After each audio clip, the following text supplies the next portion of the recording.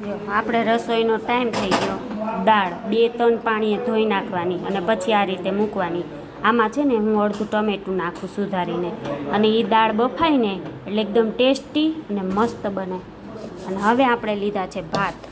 જો તીબાર બાસમતી ભાત છે આ, અને હવે 4-5 પાણીએ ધોવાના.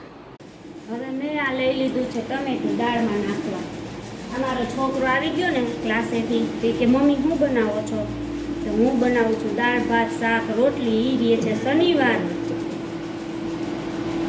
જો તમે દાળમાં ટમેટું સુધારીને નાખશો ને પછી બાફશો ને, દાળ બનશે જોરદાર.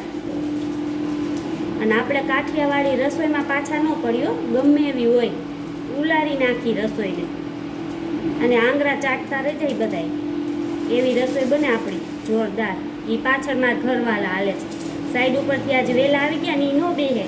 સાઈડ ઉપર એ આમથી આમ અળિયું કાઢતા હોય ને, એટલે એ લોકોને ટેવ જ હોય. એક જગ્યાએ બેસવાનું એને ન ગમે. મારા ઘરવાળા છે ને બહુ એટલે બહુ સારા છે. આવા કરજુમાં કોકને જ મળે આવા ઘરવાળા. હું તો કહું કોઈને નહીં મળ્યા હોય, મને એવા મળ્યા. આ કુકર કરી દીધું બંધ.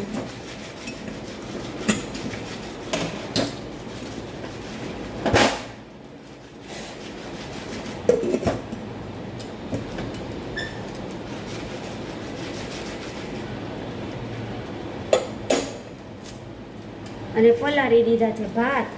હવે આને અડધી કલાક પલાળી નાખવાના, પછી ગેસ ચાલુ કરવાનો. ધીમા તાપે રસોઈ બનાવવાની, મીઠી થાય. જય દ્વારકા. જો આ પલરે છે ભાત, બરાબર. અને હવે બનશે આપણે બટેટાનું શાક. જય શ્રી કૃષ્ણ.